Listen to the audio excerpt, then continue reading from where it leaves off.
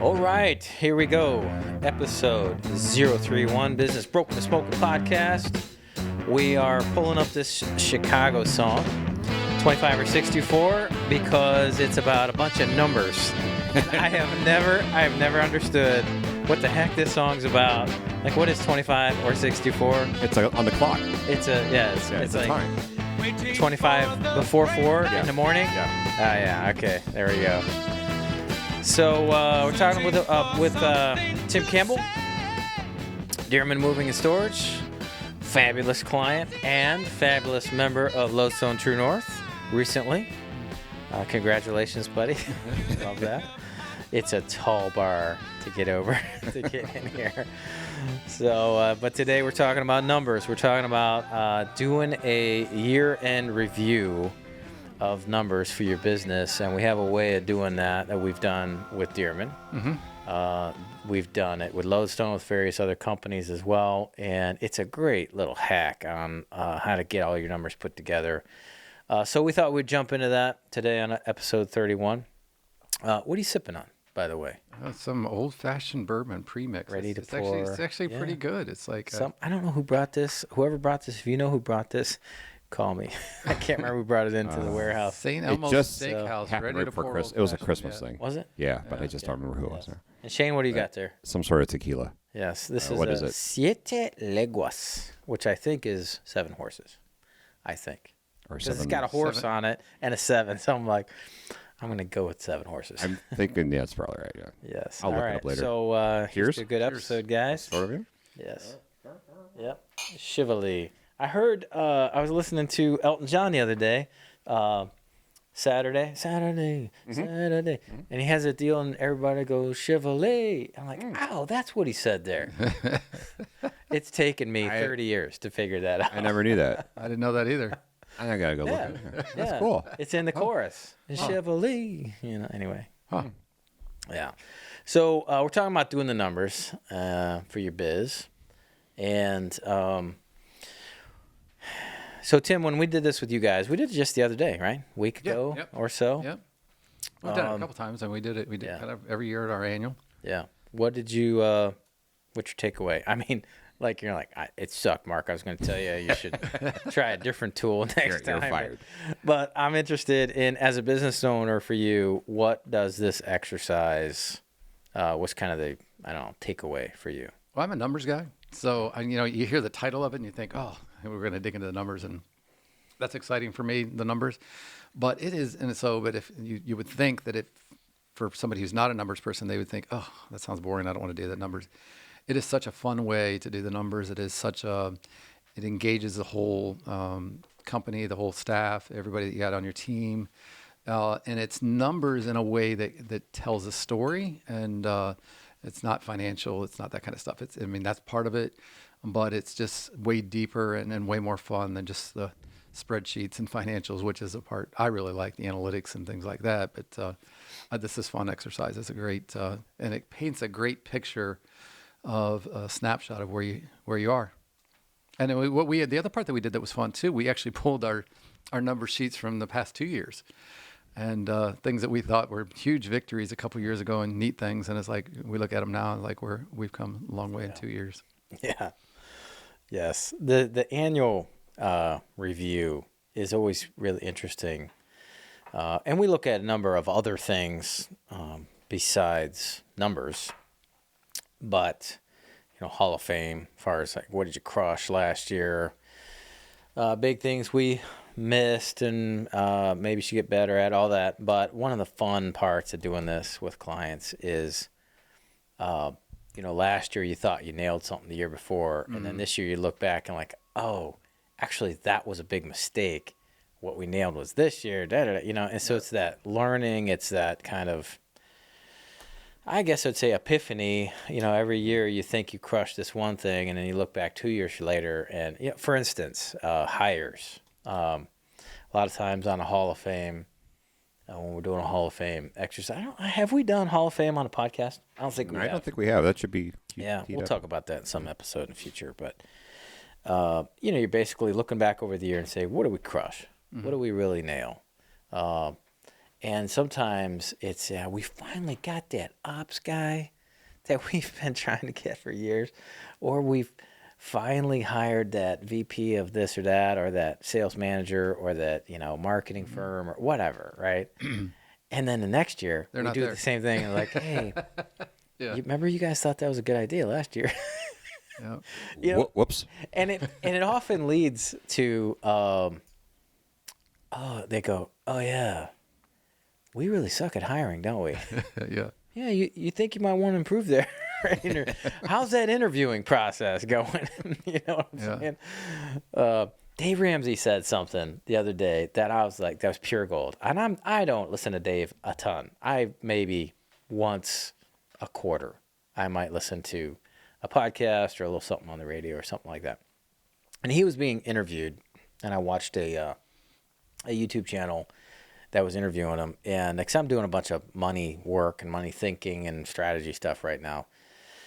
And he was apparently talking about something money-wise. I mean, go figure. But he said something, right after I do something desperate, I do something stupid. And I'm like, oh, that's really smart. That's really prescient, you know, just... and it's like, dude, don't be desperate. Like, put yourself in a situation where you're not desperate. Yeah. Whatever you do, don't act out of desperation. And a lot of times, as we're doing this yearly kind of review, you look back and you're like, oh, that was desperation. That one thing we did was desperation. And that's why we hired that guy. Or that's why we bought that thing. Or that's why we started that line or ended that line of, production or whatever it is.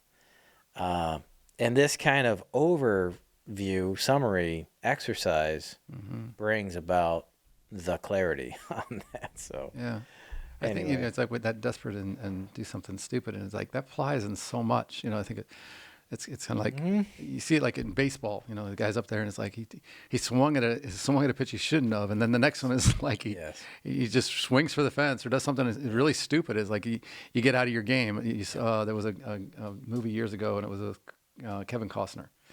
I think it was like... Was it the football? The Tin Cup one.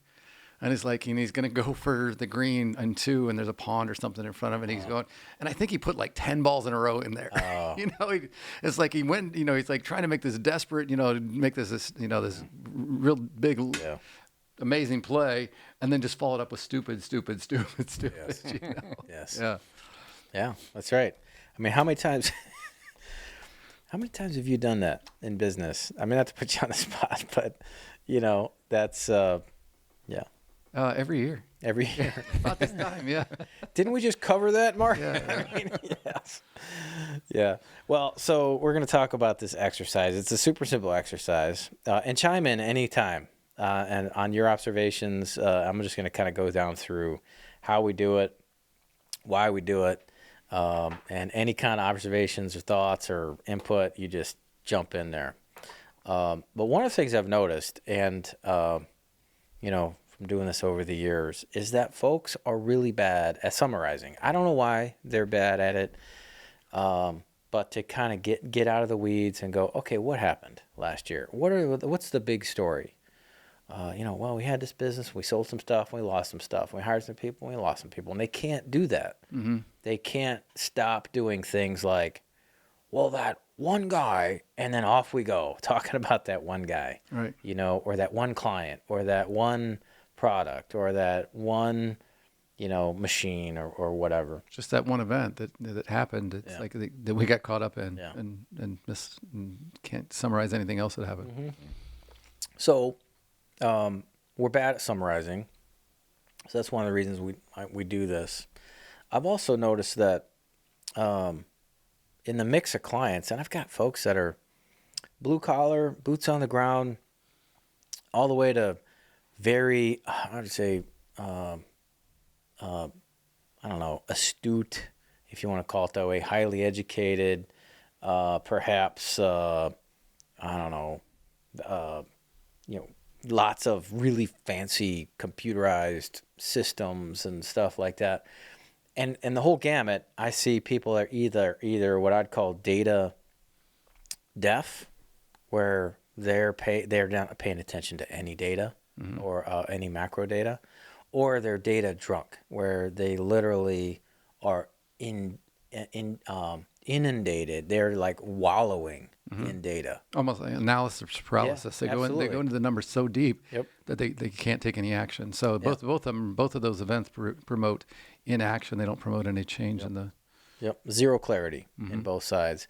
Also, there's a inability to see or measure forward progress, to kind of look back and go, well, we were there and now we're there and then we're going to be here, or kind of be able to see some sequential results between things. We're all bad at that generally. Also, this exercise tends to unearth some of the key blockages that we have a hard time seeing in the business. Right. One of the things that really helps us to, we often do this, I think, kind of before we do the numbers, we kind of look at our stepping stones.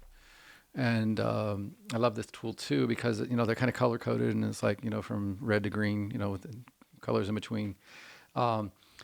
You set these stepping stones, these markers out here, these numbers, and then some kind of numbers and measures of something.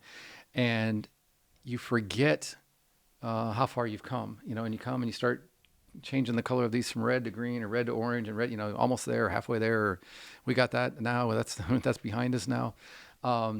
And so that kind of goes in the numbers, and it's like when you're in the business day in and day out, you lose sight of that at times. It's like, okay, we were here, now we're here, but we didn't see ourselves move until you actually sit back and take a look at the numbers and these stories and things like that. Yeah, no, I agree, 100%. So, so this exercise helps to do that, and it's not financial. I mean, there are some financial components. For instance, hey, what was our revenue last year? So stopping right there. Very sophisticated clients on one side of the spectrum, with lots of, high-powered CFO.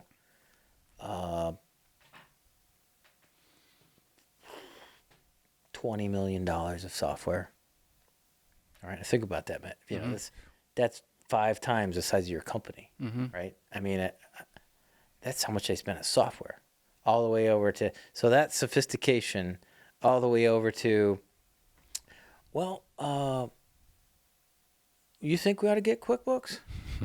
And take our numbers out of our yellow tablet and put it in QuickBooks? Like, do you know anybody? From the 2 completely extreme examples and everywhere in between. I have asked all of them at different points, hey, what's your revenue last year? And they don't know. I mean, the CFO over here will give me, like, I have to stop him after 5 minutes of an avalanche of information. Right. I'm like, wow, I'm not EBITDA, maybe, stop, just tell me how much money came in the front door. Well, we're talking accrual or cash. We didn't appreciate that. Yeah, we're going on in the future. Like, no wonder you guys don't get anywhere. I mean, I almost said I'm no business coach, but, anyway. So from that side to over here is like, well, somebody's paying attention to that somewhere. I don't know. I don't do the books. You know what I'm saying?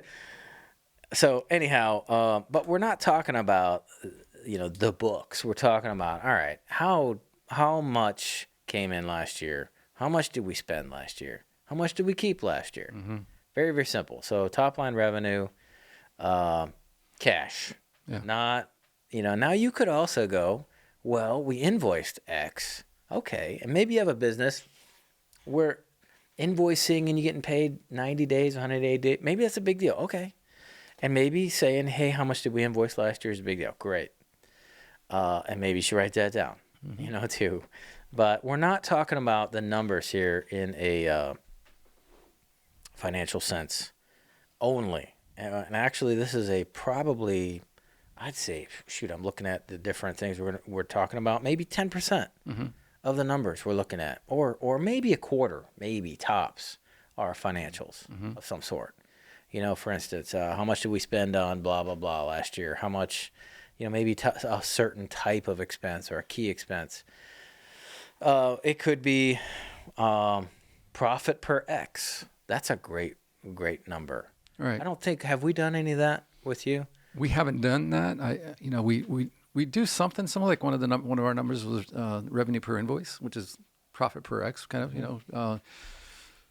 That was an area. It's like, so it's a number that we measure because we want to see growth in average billed job or average ticket or whatever. Yeah. So that's why we track it and why we measure it.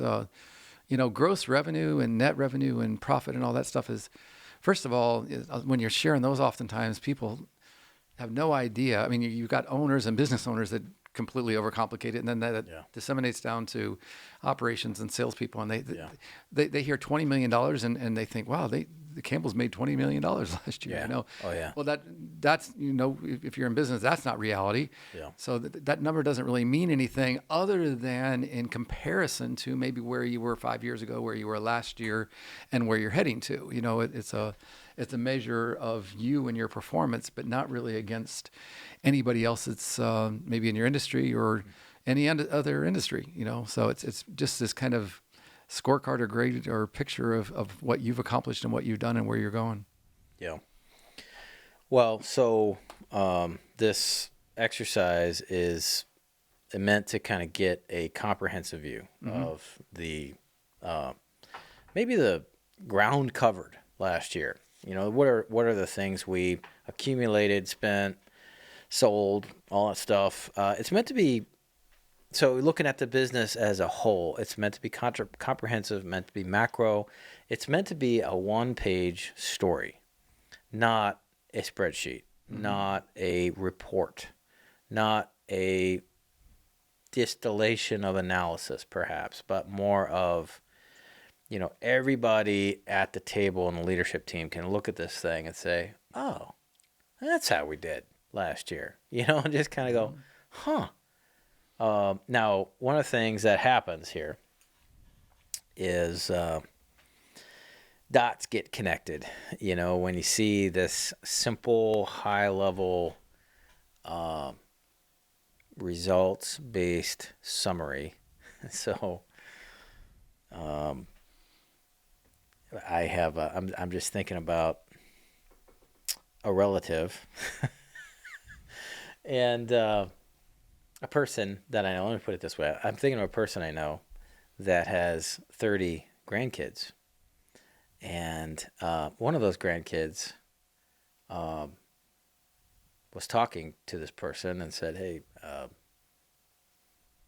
you must be pretty proud of yourself, 30 grandkids. And yeah, I'm really proud of myself. And he's like, you ever thought about why only like one or two of them hang around you? Or like you, and it was like, oh no, yeah, it's all their fault. Mm-hmm. Oh, so when you see that when you actually write it down, like, okay, 30, 2. Yeah, percentage wise, that sucks. Well, so you think that's, and you look at that, like, well, I don't think that's the kids. You know what I mean? It's just all of a sudden you can make a correlation by just seeing it. Mm-hmm. And this is rough. That's a rough truth. That's a huge. You talk about correlations. Mm-hmm. That was a huge thing that shows up in the numbers. Mm-hmm. You start to see these ratios or how this number, how it impacted that number, and what are the combination of these two numbers? Like, what does 30 grandkids and 2 talking to you say about you, or what does $30 million and no profit say about your business? It's like it's the same type of thing. There's a ratio here. There's a correlation between the two. It's like. You're going to bleep me here on this, but one of our scorecard numbers was how many times my brother said in a day. Oh man, yeah. Yeah. Dude, that is so funny. That's Have we talked that's about not that? even on our scorecard anymore, because it's like it used to be. It's like, oh man, today it's like you guys have really moved up. I can't tell you how many clients when I'm explaining scorecard for the first time. Yeah. And they're like, well, what sort of things do we measure? And I'm trying to get them to stop measuring financials. Yeah. And I'm like, well, inputs, things that show, are we having a good week? And I've used that example. Yeah. And I mean, we took it serious. We bought a clicker. I know. Yes. To keep score. I mean, it was like, oh man. And what was green? Like if we were at, was it 8 it was less or than 10 5 or something a day or something like yeah. that. Yeah, man. Because he wasn't shy about it. You know. Yeah, It was yeah. Bleep. Yes. Well, so you see correlations, and none of the correlations are. Some of them are really exciting. Yeah. You know, where you're like, hey, we did it. We got this, and that happened, and that connects to this, and we'll looky there. Yeah. You know, and other correlations are, you know, things like, man, we worked that hard, and we got nothing at the end of the year. We got how much net profit, or maybe it's we didn't get any great reviews, or our clients still hate us, you know, or like what we're doing all year, you know. Well, maybe we should do something else, you know. Maybe we should, I don't know, sell the thing. Well, that was one of the things that we talked about on ours, you know, our number of reviews. Yeah. It's kind of the grandkid things. Hey, we did awesome last year. We had 500 reviews. And I'm not talking about ours. I'm just talking in general. And that doesn't necessarily, it's not the whole story. If they're all 1 star, that's the story. You know, the story is what was the ratio or percentage of 4 stars and 5 stars to 1 star? Yeah, right. You know, it's not. Yeah, it's an important number. Not this great. You know, wow, we had 500 reviews last year. Yay! Yes. Right. Yes, they're all 1 star. Yeah. Well, so if you're not telling a good 1-page story, you're not getting epiphanies about your business, right? You're not going, oh, we should work harder here. We should sell this line. We should stop hiring these kind of people. We should double down on hiring these kind of people, or in this department, or we should close this department, or we should sub this out, or we should bring it back in-house, you know, whatever. We got to make some good, big, macro strategic moves, and we got to have something to look at. Right. And if you're sitting around staring at spreadsheets, the leadership team is gone. At that point, there's about 3 people I know, you being one of them, who can read spreadsheets and go, oh, no, I understand. I'm like, to me, it is abuse to hand me a spreadsheet. You know, I was like, what did I do? You know, here, Mark, go through these numbers. Really? Like, could I break rocks with a hammer? Could I go to the dentist, you know, instead? And for me, it's like this thing I get up and do in the middle of the night at 1, 2 o'clock in the morning. It just energizes me. Yeah. Your Penny's like, Tim, you're feeling bad? Yeah. Well, just go do some numbers. You know? Why don't you open up Excel, honey? You'll feel better. Oh. You know? Oh, man. So, all right. So we're trying to, the first step in this. I want to go back on one thing you just said that was really, really important. And it's like we talk about numbers and you talk about this 1-page thing. There's only a few people in your organization that are going to look at your financials and be excited about them. But this thing that this 1-page thing you're talking about, it energizes your team. It energizes your customers. It's something your customers like, wow, this tells a story that's way different than the financials. And you can get buy-in from your staff, your customers, and everything. If these numbers are telling that story, because it's like, wow, I want to work for a company that these things are important, or I want to do business with a company that's like values more than just their financials. Yes, that's great. Yeah, there's another thing I want to add there too. That's a really great little kind of hack to do right in the middle of this exercise. And again, this is an exercise you're doing with your leadership team. So you've got folks at the table, hopefully, that you're not related to. Right. Not that it's bad to be related to people at the leadership team level. It just is complicated. But what I mean is they may not be owners. They may not be partners. They may not be shareholders or whatever. And so owners, partners, shareholders are much more, I would say, meaningfully interested in profit. Because that's how owners get paid at the end of the day for an ROI on their asset. Now they're getting paychecks and all that stuff too. But a great little exercise. I don't remember who shared this with me. This is probably, I think it might be, this is a shout out to Preston True. Shane, we should send him a little something. Tell him, hey, we shout out to you on episode 31. Preston True, killer pinnacle coach in Detroit or Michigan area.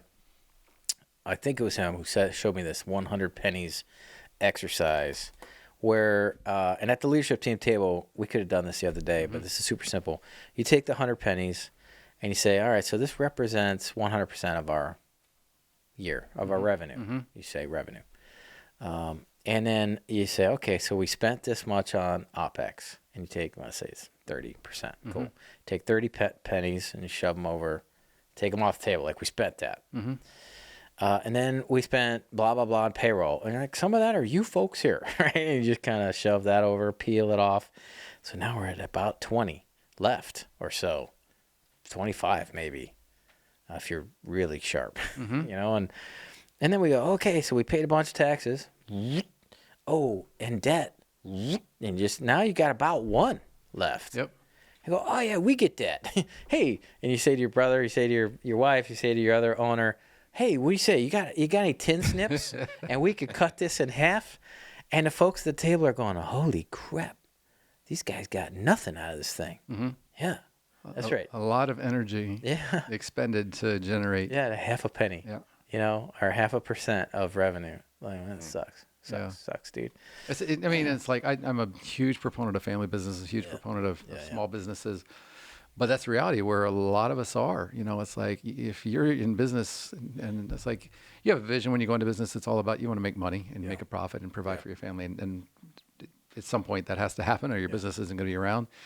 But you have to love more than the financial results of your business if you're going to do it every day. Oh, yeah. That is not going to sustain, that half a penny is not going to sustain you year in and year out. It's this story, it's these other numbers that you get excited about. Yep.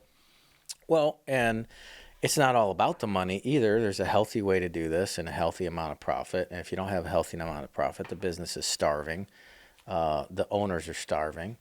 The business is in trouble with its competitors. The business is in trouble with where innovation is going. You can't keep up with that. You can't reinvest. You can't update. You can't hire great people. You're in trouble. Like you're dying slowly if you're. And there's a couple of, I don't know, I've heard all kinds of numbers here, but shoot, if you're below 5%, you know, you're really starting to run on fumes. You've got to have 5 or so anyway to just keep healthy, arguably barely healthy. So anyway, that's a great little side exercise to do in the middle of this thing. So we're going to talk about how to actually do this. Hands-on. So first you want to gather, and this is how I think about it when I get ready to do this with a team. I tend to gather, all right, what are the big elements of the business? And I think about a particular business and think about the particular macro elements. So for instance, if it's a manufacturing client, I'll kind of, in my mind, go through, well, what are the elements that we've been working on through the years or through the year?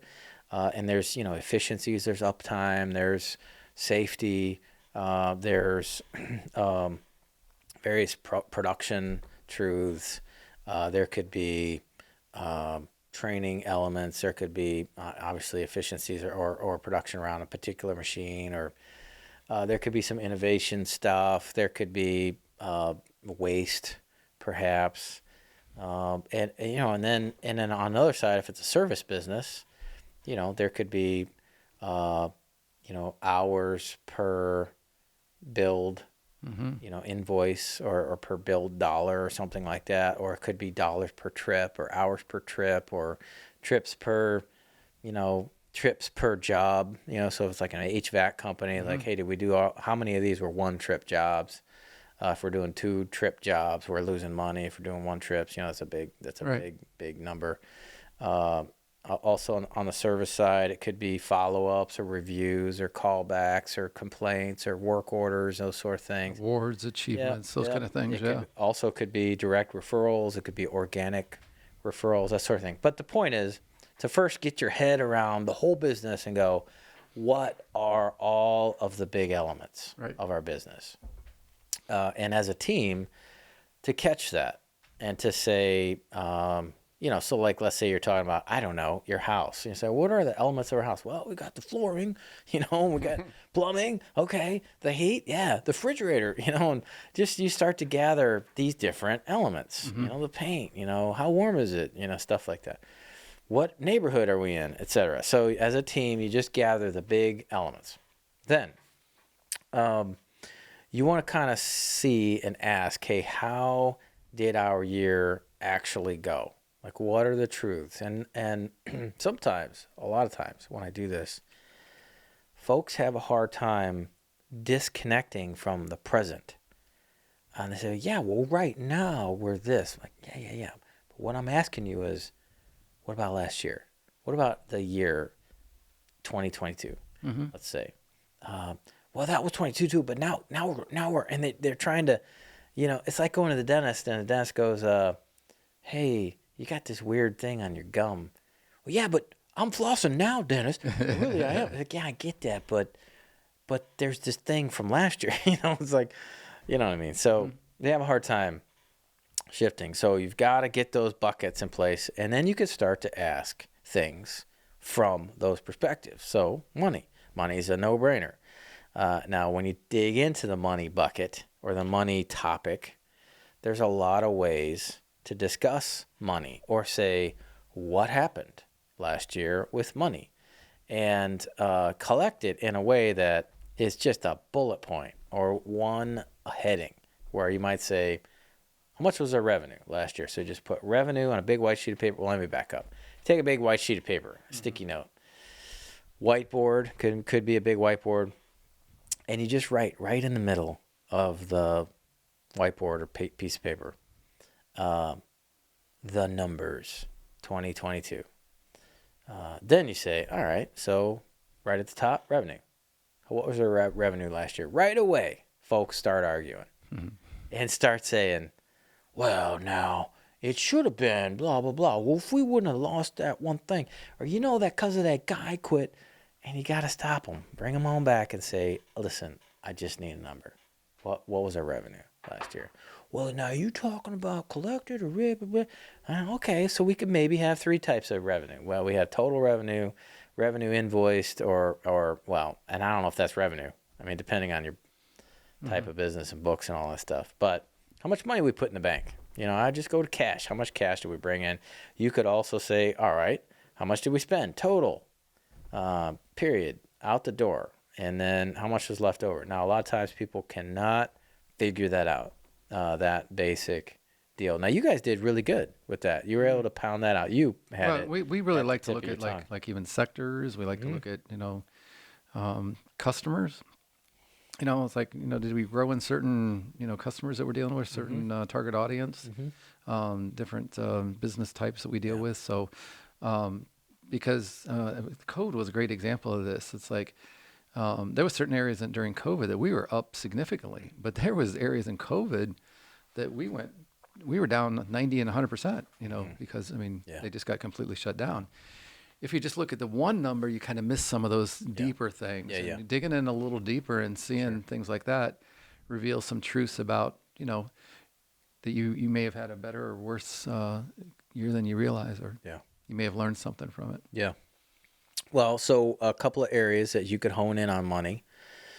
Besides revenue, profit, you could do productivity. I don't know if we've talked about productivity on the podcast here, but productivity is a super simple. Do you remember if we have? I don't think we have. No, I don't think we have. I know. So here's how you do it. You take revenue divided by operating expenses, all in operating expenses. Not talking about EBITDA or any of that stuff. We're not trying to, get a degree or pass some, CPA, whatever exam. This is super simple. Hey, if we brought in $1 million and we spent $900,000, our productivity is 1.1. So you take $1 million in revenue and divide it by total expenses.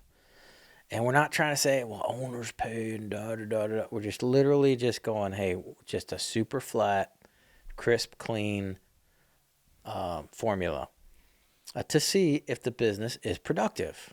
Did it make $100,000 off of 900? So do we take 900 and we spent 900, we got it back, and we got an additional 100?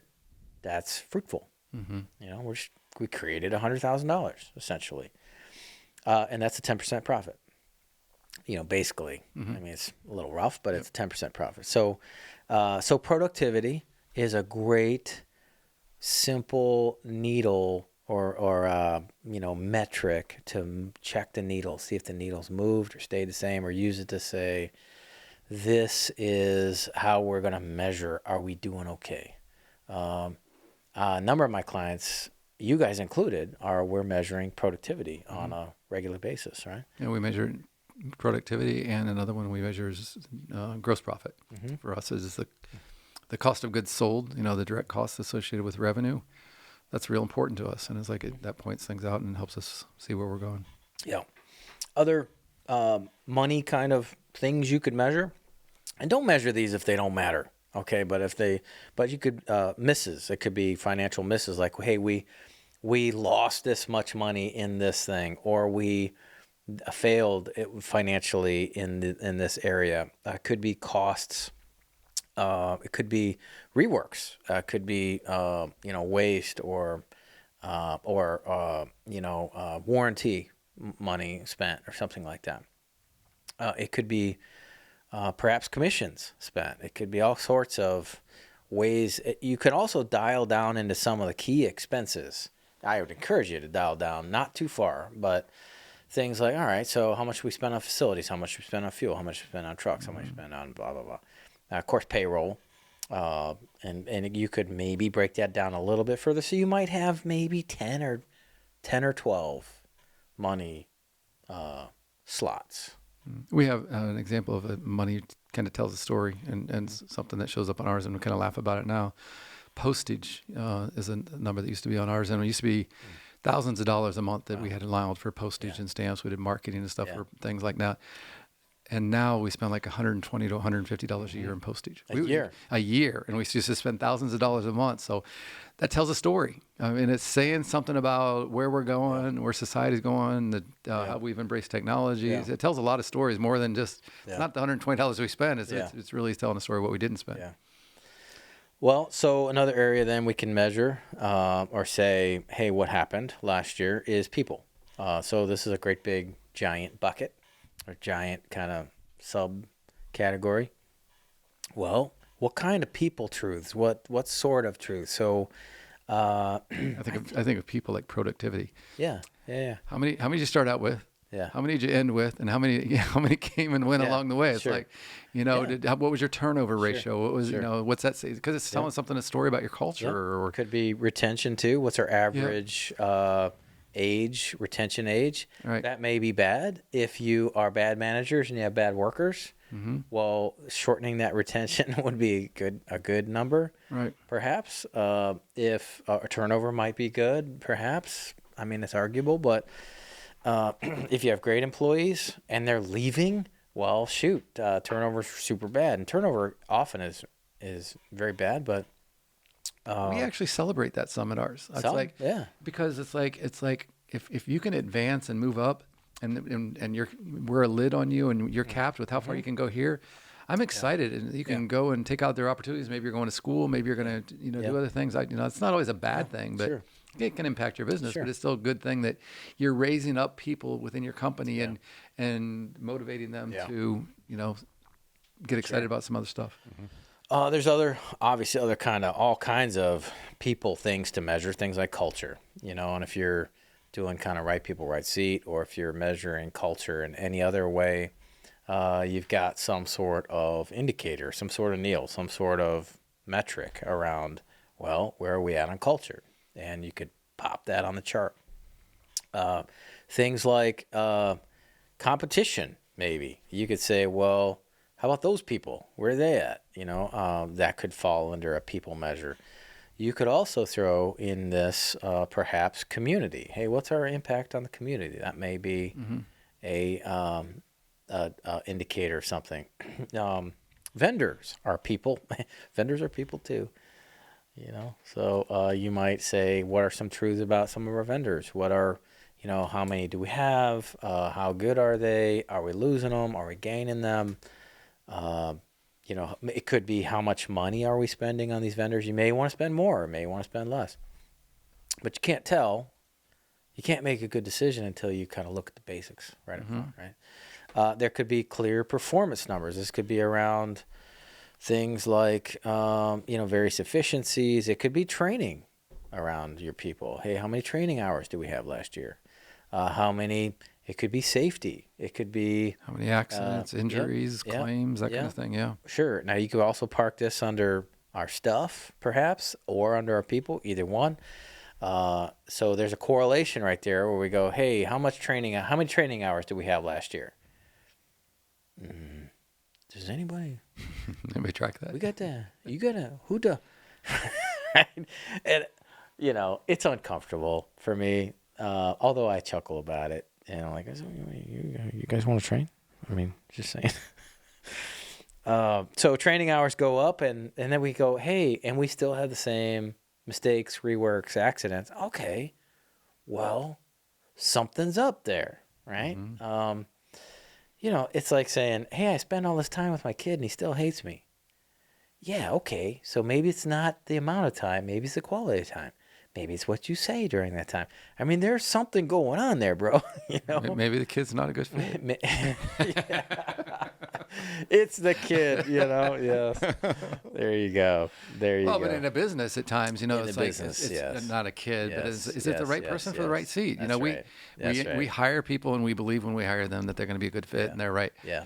But that's right. People always interview well, and their resumes always look good, but that doesn't always align with what you get when you hire them. It's like you hire them, and it's like, man, none of this is lining up with what your interview or your resume said. Yeah. So where's the guy that interviewed? I mean, are you his brother, twin brother? Oh, man. A funny story about twins. I have a buddy Heath. Heath, if you're listening, shout out to Heath Hostettler. He has this identical twin, and we were camping a while back, and he told me that when they were in college, that he was one brother was like 3 hours away from each other, and they switched places. They did like a movie thing, and they switched places for a week, and went to classes and friends and girlfriends, the whole 9 yards, dude. I'm like, how in the world did you pull that off? And he said one person figured it out. It was one of the guy's girlfriends or buddies or something that was like, wait a minute, you're not Heath, like a week later. Yeah, that's crazy. Isn't that weird? That's awkward. So, actually. Yeah, it's really awkward. Really awkward. Yeah. You're like, wait, I thought you were somebody else, Yeah. So, and then Marcus Luttrell, I don't know if you've heard of him, the Navy SEAL, lone survivor. He has a identical twin brother. And I read this in some book that Marcus was going through BUD/S. And he broke his leg in BUD/S somehow, like got a fracture or a hairline fracture or something like that. And his brother, who was not in the Navy, all right, substitute for him? They swapped in the dead of night somehow. In the middle of freaking BUD/S.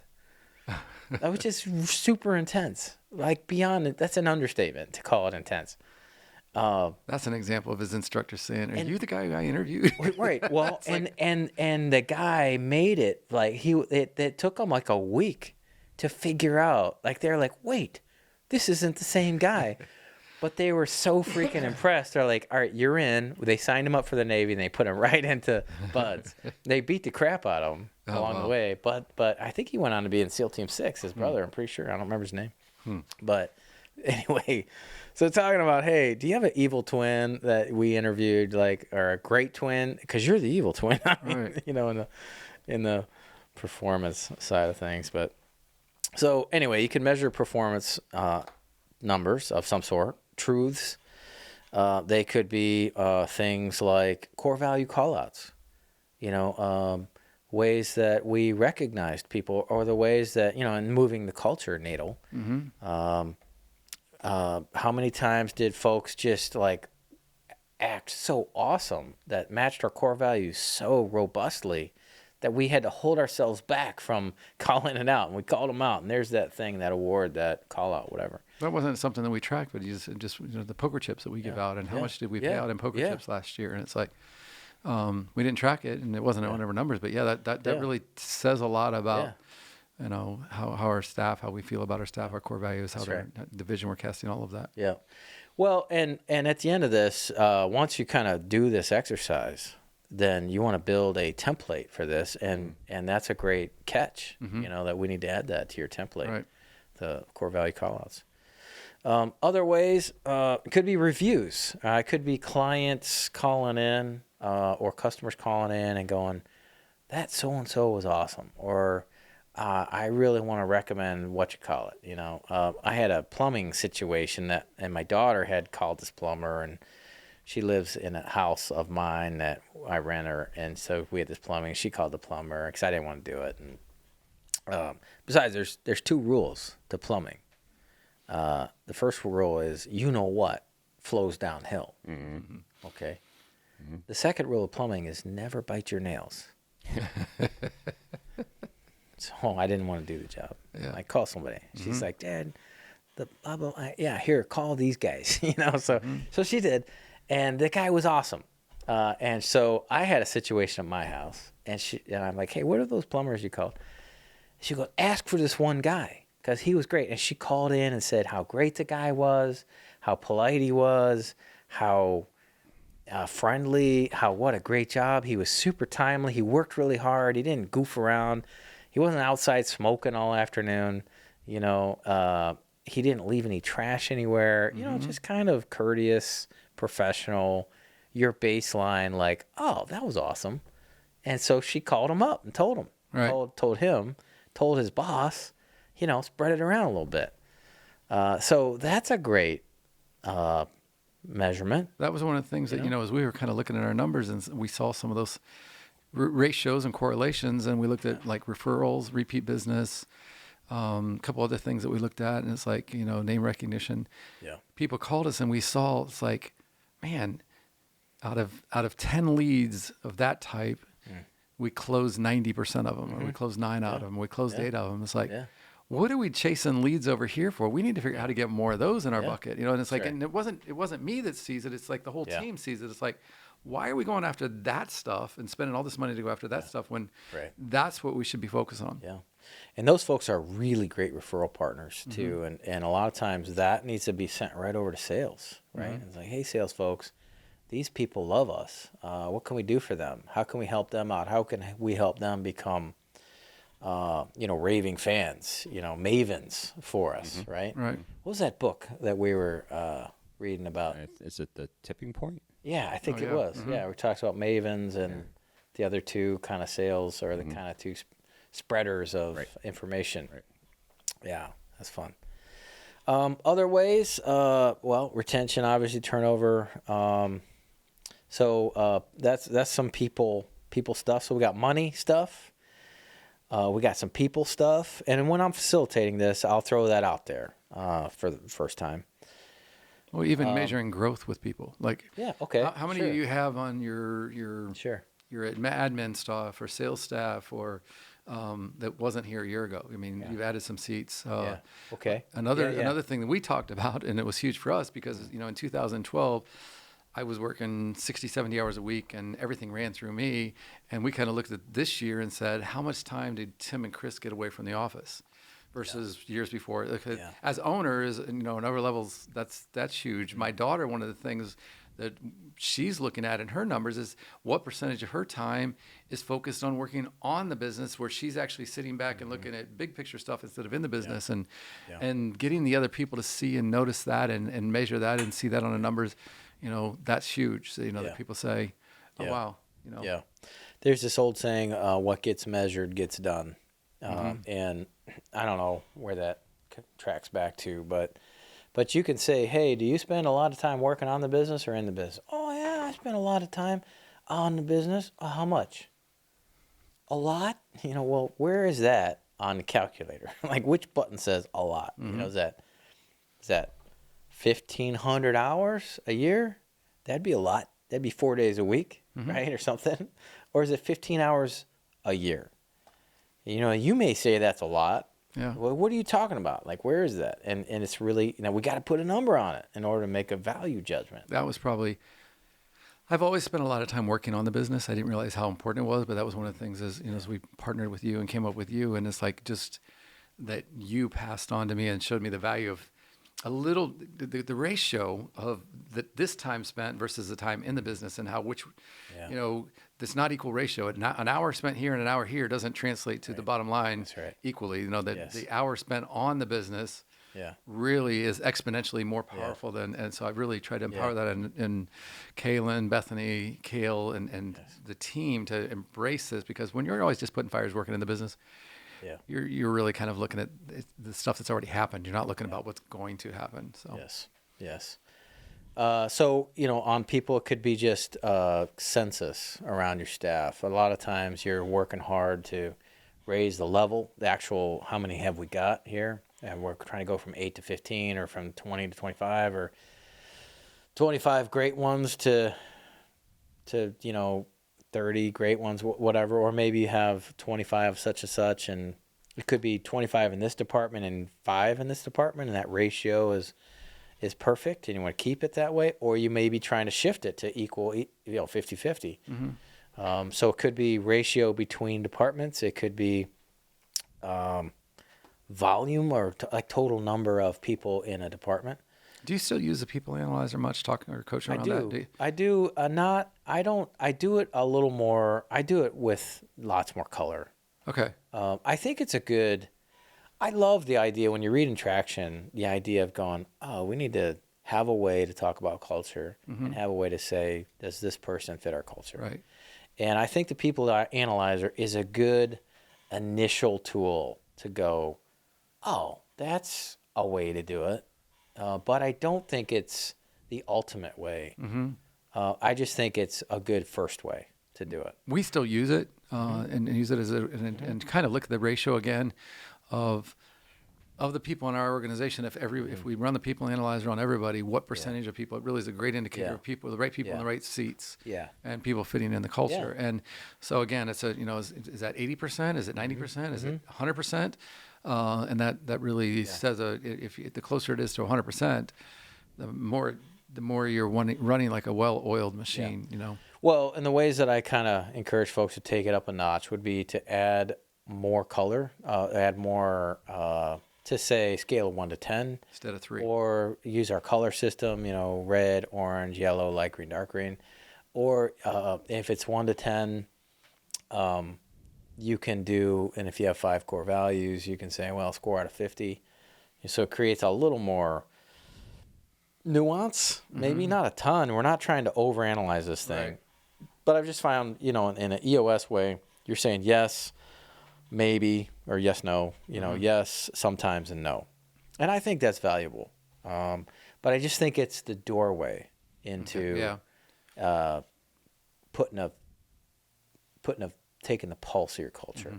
Well, and the other thing about that is I even think about that, it's a little more abstract. It's not, it's sometimes, because 2 people can look at the same person and the numbers are, there's a little bit more feeling, emotion involved in it than hard numbers. So, well, and to that point, I've seen many clients following that system pretty hard, but they don't do anything about the folks that are below par in their system. I don't know what you're talking about. Well, so you follow, Kidding. Dude, you got me. He totally got you. Can I just call you a knucklehead? Yeah, that would be it.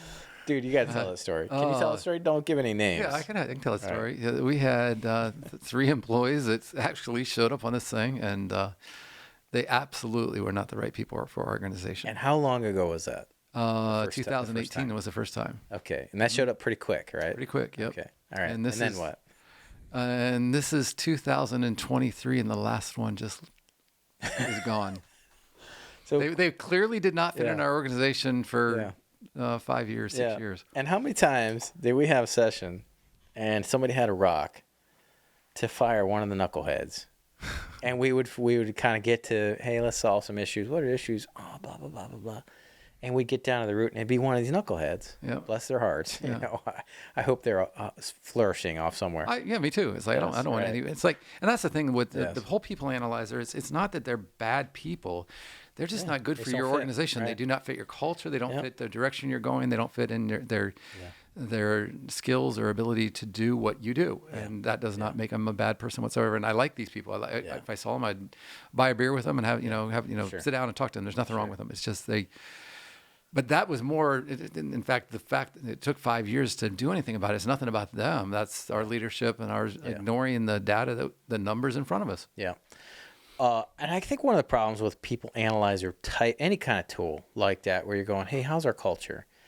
It creates this touchy place where you're going, oh, if I really look at this carefully, then I'm going to have to do something about it, and I don't want to, and it's like, no, I don't think my culture is great. And so everybody, on any of these analysis tools that are subjective, they end up going, oh yeah, there's 7s and 8s and stuff, and it's like, well, who stole all that money out of that's one of these guys.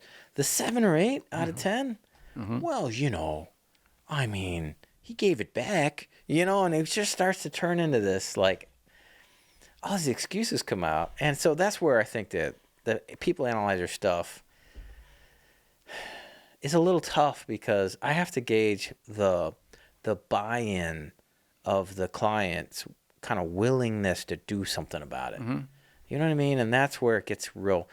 That's why I think of it as a entry-level tool, to at least in, not entry-level in intensity, but entry-level in, it's the first phase of one of those types of tools, I would say. We talk about that. We've talked about it. I've talked about it with you. I've talked about it with my team. Talked about it with Kaylin, our CEO. And how many people, and this sounds heartless, but how many people did this person, manage or terminate this last year? It's like, okay, that might sound heartless, but absolutely, there is no business out there that every person that's in your department is a good fit for your company. Yeah. And there's people that you need to fire, and there's people that you need to get rid of, and they're bad for your culture. They're going to create problems. They're going to cost you money. And they can be good people, but that's a reflection of your leadership and your managers, not so just about them. If you're allowing those people to stay in there, and just even looking at that number, it's like, that's a measure of your manager. Are they the right people? Are they stepping into conflict? Are they willing to do what needs done to move the business forward? Yeah, well, and so it could be a great measurement if you're talking about management. And there's a whole, man, we could go all over the place here, but you got a great manager. How many training conversations did they have? Or how many times did they take their people out for coffee? Or how many quarterly conversations did you have last year? Or how many conversations, manager, did you have where you asked those folks, hey, do you have what you need? How much of whatever do you need from me? Can I help you with do your job in any way? Not do your job for you, but help you get better at doing your job. Right. Because that's my job, is to help you do your job, and as a manager. And so you could measure that, some of that kind of, and none of that stuff pops out of software. And if it is popping out of software, you're working too hard. I mean, right. Who's sitting there inputting all that stuff? I mean, you got, get a life. You know what I mean? That is my life, Mark. I like doing that. Hurts a little. All right. Well, I'm sorry. I'm sorry, buddy. Take another sip there, buddy. A little ouch.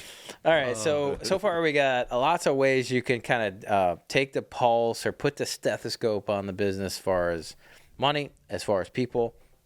So now stuff. We got lots of ways to look at stuff.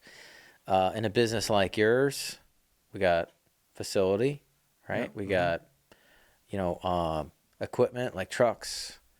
You got auxiliary equipment, perhaps. Yeah, right? those are all tangible things. But some of the more intangible things that I think of as stuff, it really has to do with sales and marketing. How many web visits did you have? That's a stuff. How what's your digital presence? How how many conversations are being Facebook likes, that kind of stuff. Sure. followers. Those are kind of intangible things, you know. You could put your website in here, perhaps. Yeah. You know? How many pages is your website? Yeah. I was talking to our digital guy the other day, and I think he said one of our competitors has 6,000 pages of content. Jeez. And it's like, no, they're a major competitor. Well, as far as Google is concerned and trying to be ranked and out there, that's 6,000 compared to your average small business. You can't compete. So, you know, but that's an intangible, but that's stuff. It's a measure. You know, how are you growing your presence and visibility to your target audience? That'd be a great. So how many, you know, how would you compare to them? I mean, would you set yourself up beside them and go, oh, so they got 6,000, we've got X. We should probably try to get to Y. Is that a worthy? I try a different approach to that. I try to say, okay, how are we different? And who is our target customer? And I'm just going to focus on writing content, creating content that targets these specific people instead of trying to compete against them, because I can't compete against most small businesses cannot compete in branding. Sure. We don't have enough money to brand. I can't.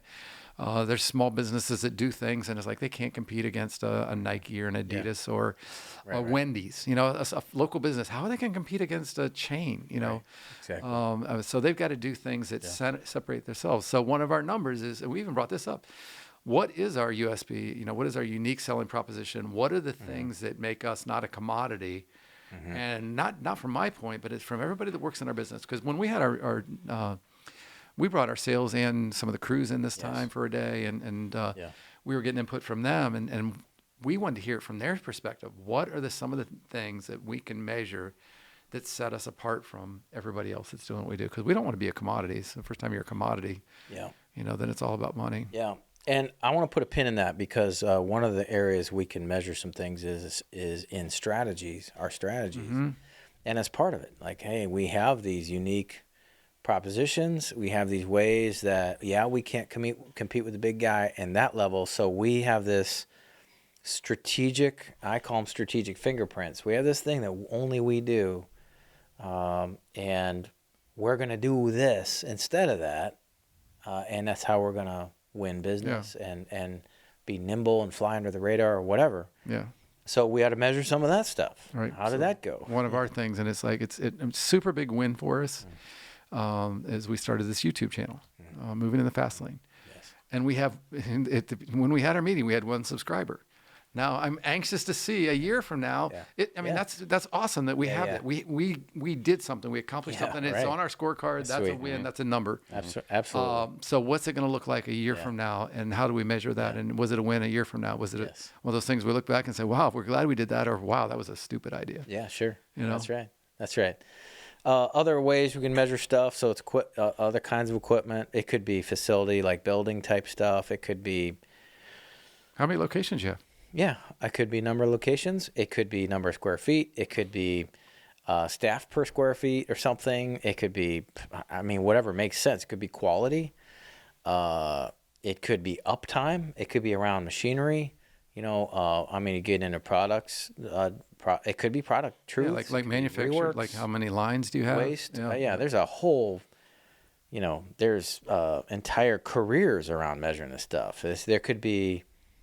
Supply chain could fit in here, perhaps, around your stuff. It could be, this could be warehousing. It could be inventory. It could be all kinds of but hard stuff, like tangibles. Yeah, you talk about supply chain. What we've incurred in the last 2-3 years is how, what's the delay or how's the time, the supply chain, what's that number now that it takes? Like I ordered something, my wife and I are building a house, and we ordered cabinets for the house. Yeah.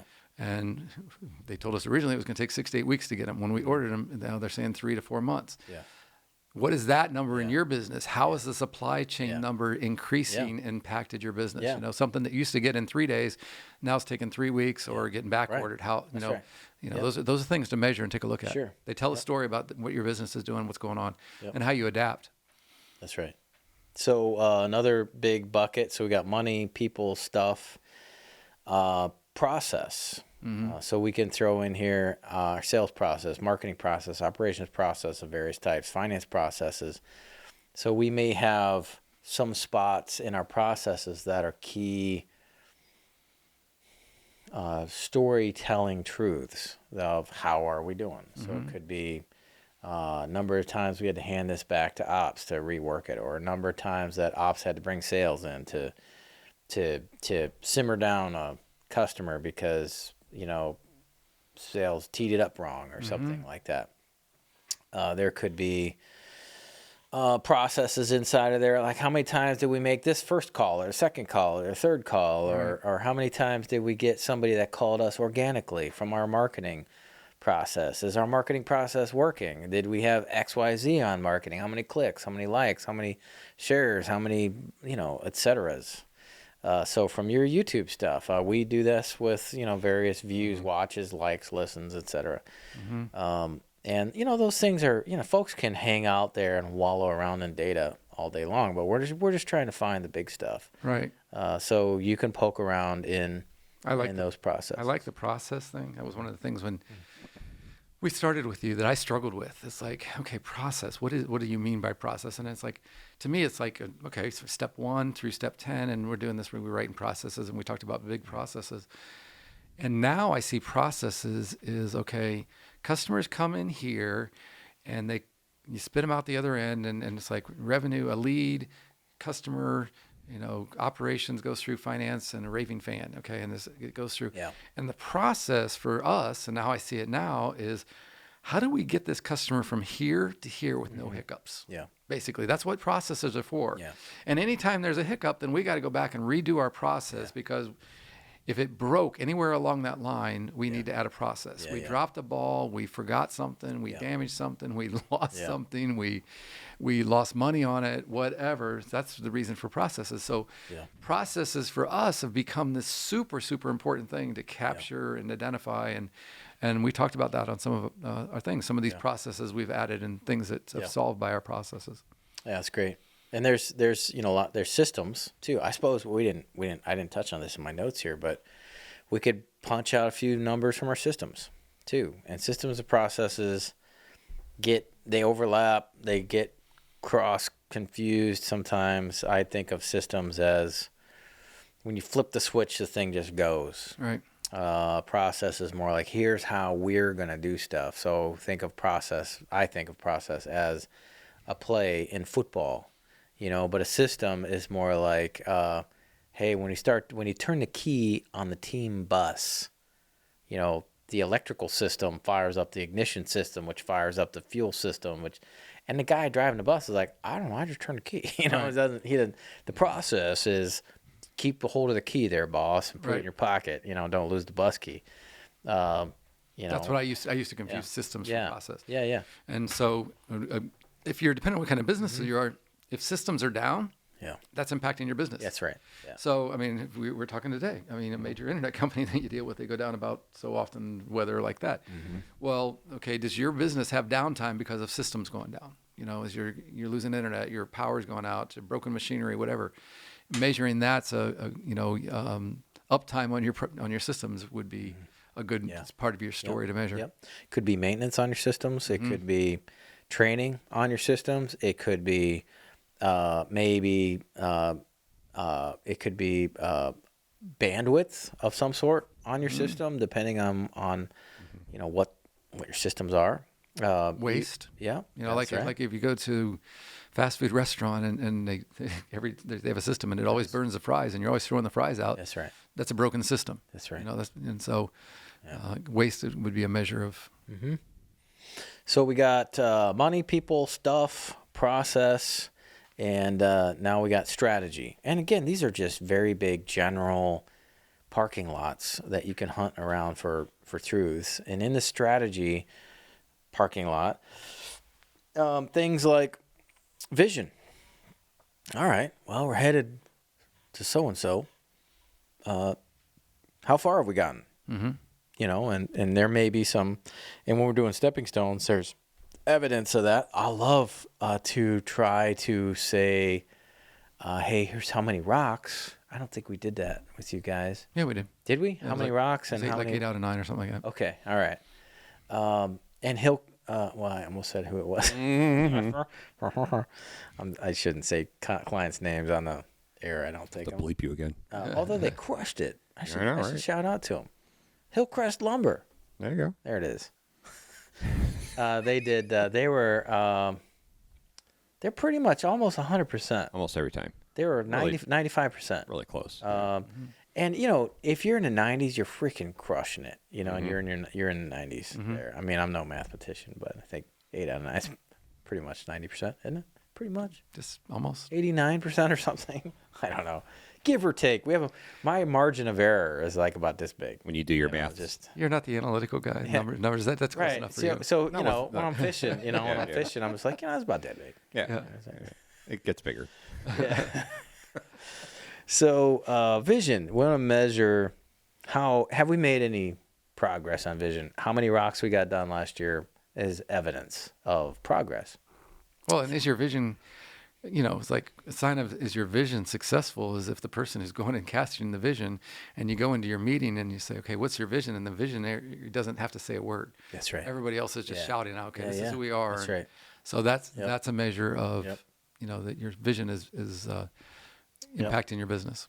Yep. You can also look at past kind of projects. Maybe there's a one and done project that you think is strategic, maybe around breaking open a market or a marketplace or some sort of market share. It could be, hey, how much market share do we have? We thought we had this, now we have that.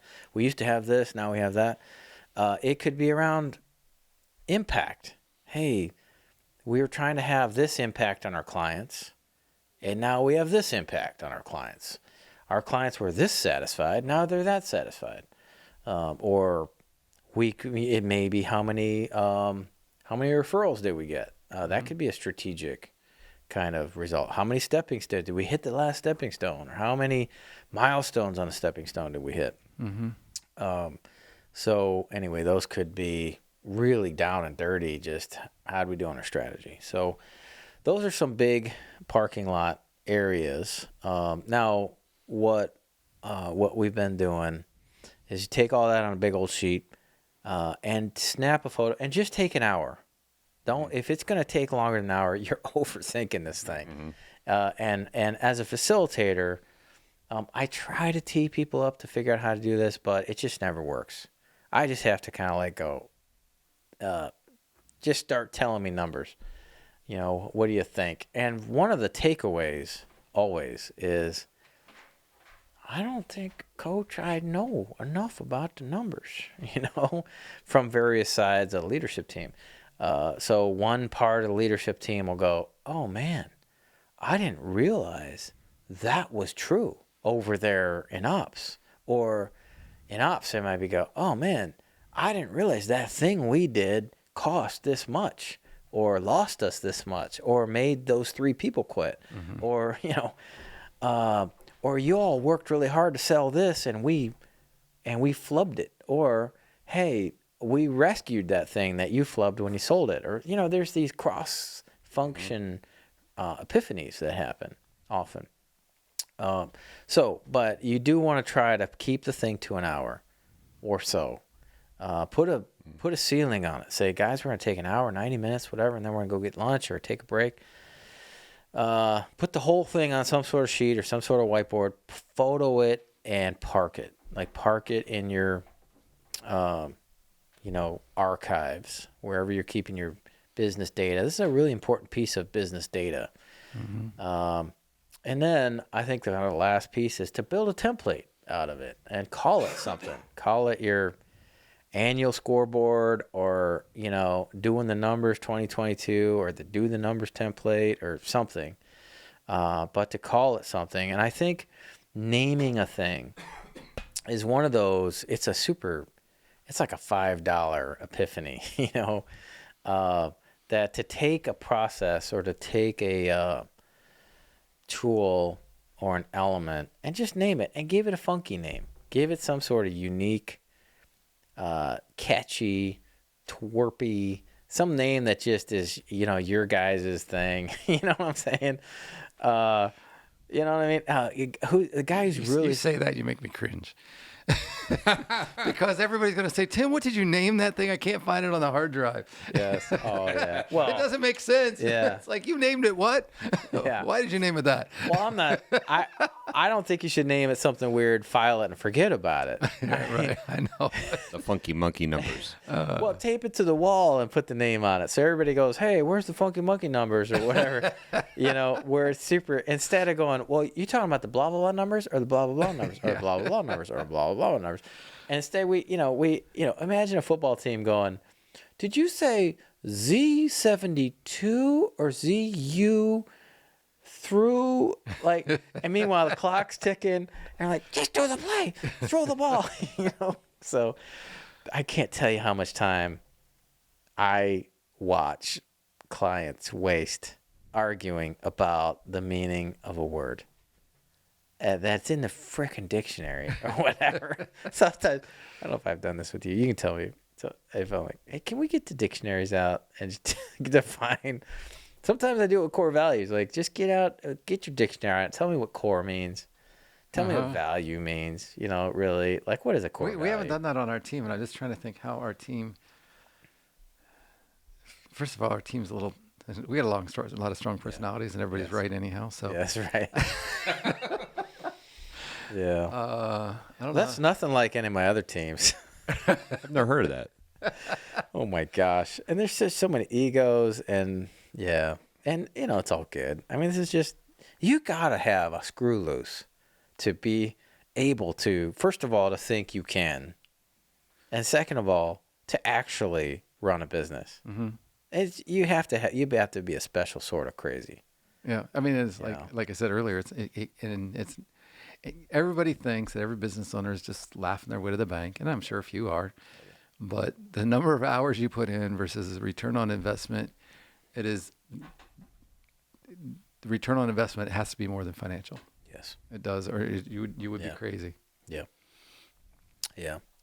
Well, so how do you envision using this tool next year? Well, the template, I'm actually building kind of a dashboard for us, and want to keep it kind of front and center for us, so we can kind of take a reflection on it, look at it. Mm-hmm. I want to it also incorporate it. It's like in our meetings we talk about.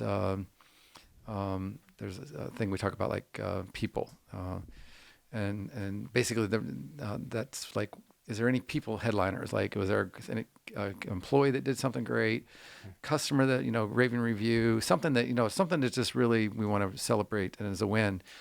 I want to also incorporate some things that we can put on this thing next year, because sometimes we're sitting here at the end of the year and it happened in May and we completely forgot about some of these things.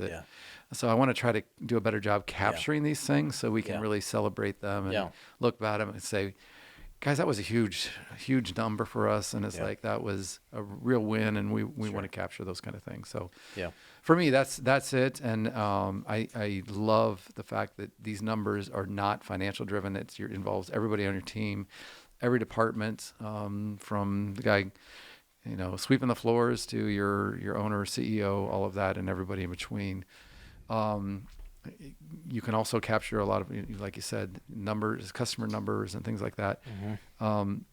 Maybe even involving customers and saying, okay, what's some things that jump out at you that's, like some of the people you do a lot of business with that, that you can include on this. I don't know of anything right off the bat, but it's like some of these customers you have really good relationships with, and it would be nothing to say, hey, is there some number that jumps out at you that's like, that this is that would be really good to share on with my team.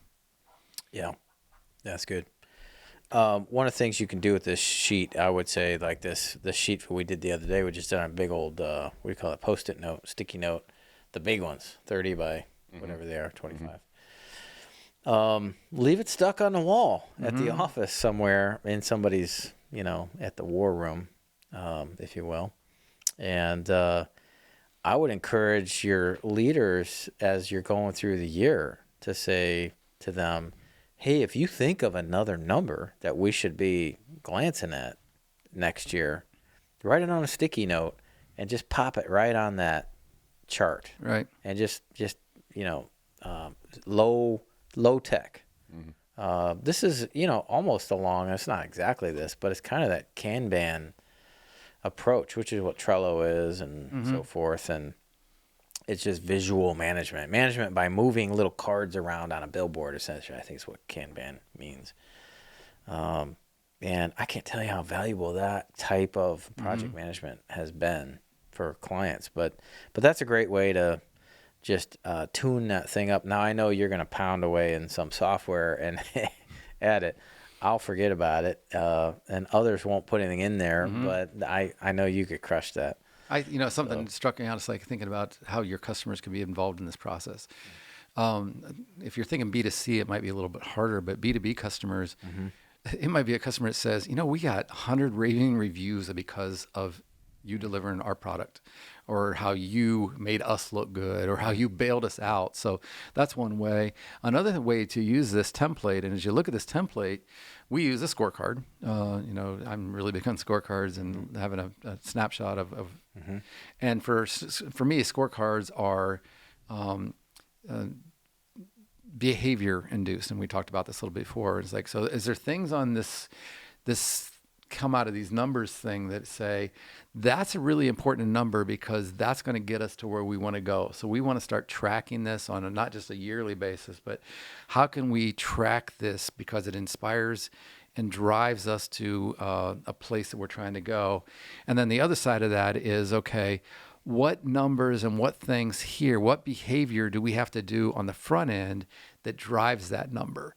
So there's some things that showed up on this that I know are now on our scorecard that were not on our scorecard before, because there's behaviors that are going to drive that number to push us where we want to go. That's right. Yes, that's a really good observation. That you've got to have some takeaways from this thing. There's a couple of big hurdles along the way. The first hurdle is what numbers? Or we don't even get together at the end of the year or the beginning of the year. Okay, hurdle number one. Let's get together and go, hey, we had a year. Great. Okay, so that's first hurdle. And it's amazingly high for companies to go, oh, shoot, we got to do that? Yeah. You mean besides the Christmas party? Uh-huh. Yeah, besides that one, right? Christmas party, everybody feels obligated to come to. Yeah, right. And so... And this is, this is for the leadership team, essentially. Like, hey, we've been tasked with driving this business forward by somebody. Did we do it? And the somebody ought to say, hey, how's that business of mine? Whether they're on the team or not. Anyway, so the first hurdle is on an annual reset. Well, let's have one. All right. Second hurdle is, well, let's do some good work while we do that annual reset.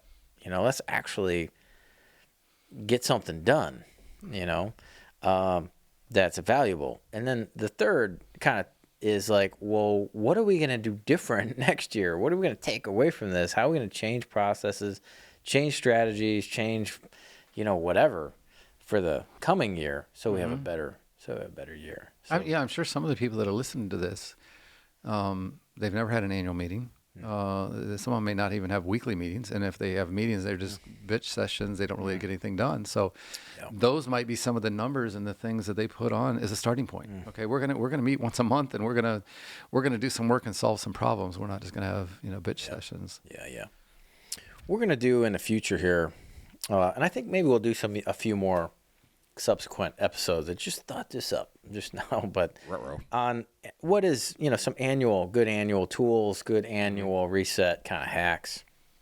So next time we'll jump into a few. We'll talk about the Hall of Fame in some subsequent episodes, and a few other. There's 3 or 4 I do every time, and we'll talk about those. Also, I think we had to do a series on meetings, meeting types, just in general. Like the pulse meeting or 90-minute, those kind of. Yep, just, a weekly tactical stand-up huddle, same page meeting, a kind of leadership team, kind of strategic regroup, whether it's monthly or quarterly, an annual meeting. There's clear the air type meetings, which is like, who's fired, me or you?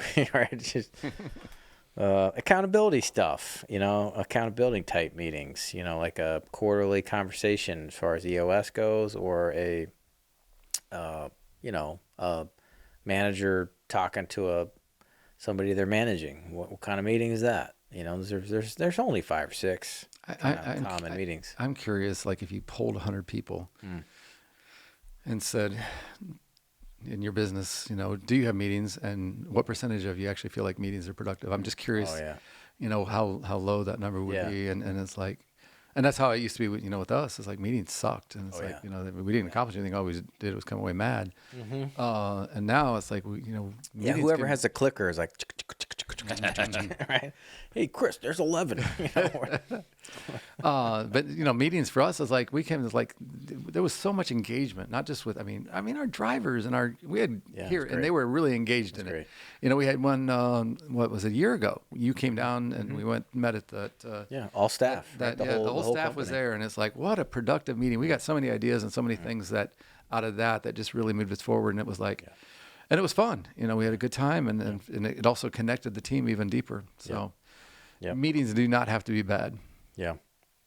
Well, so there's a real quick overview. Well, I don't know how quick that was, but there was a good, solid overview of this exercise, doing the numbers for your organization. You could do this for a family. You could do this, for any kind of nonprofit, I suppose, any kind of organization. We had an impromptu family powwow. Well, we were just having dinner over the New Year's, hanging out. We had a weekend. New Year's was on the weekend, right, this year. I don't know. My kids were all there, and grandkids, and we're just kicking it. We were having dinner or lunch or breakfast or something. They stayed the weekend and so forth. And we had this impromptu, like, hey, how'd your year go? And I just kind of facilitated this whole thing. We had like a kind of a do the numbers, although, nobody's getting out their checkbooks and stuff. It was just kind of around, well, did you get done what you tried to get done last year? What are you going to try to get done next year? And we did a bit of a summary, and it was really cool. So you could do this with your family, perhaps, on a particular level. So you can do it individually. You can sit down and just reflect and say, how did my life look by the numbers last year? Am I where health-wise? Am I spiritually where I want to be? Am I in my relationship, my job? Yeah. All of those things by the numbers. And it's like, this is a tool that doesn't just apply for business. Yes. Well, and keep in mind, numbers matter, but they matter because they're pointing to a person, to a bunch of people. So we got to keep the people at the center of this whole thing. But if we're trying to be productive and healthy and effective and robust because of our people, then there's some things we got to measure, some things we got to keep track of. So great reason to do the numbers every year. So there we go. 031 Lodestone True North Business Broken to Smokin Podcast. That's one of the tools we're going to talk about coming up in our annual reset series. So thanks, Tim. Always love having you with us. These are great. Super glad you're part of Lodestone True North here. Love that you're here. Looking forward to 23, and looking forward to episode 032. Coming right up. All right. See ya. This was good. This is really good. I want to try some of that. Something. Not today. Oh, okay. It is. They don't want to mix.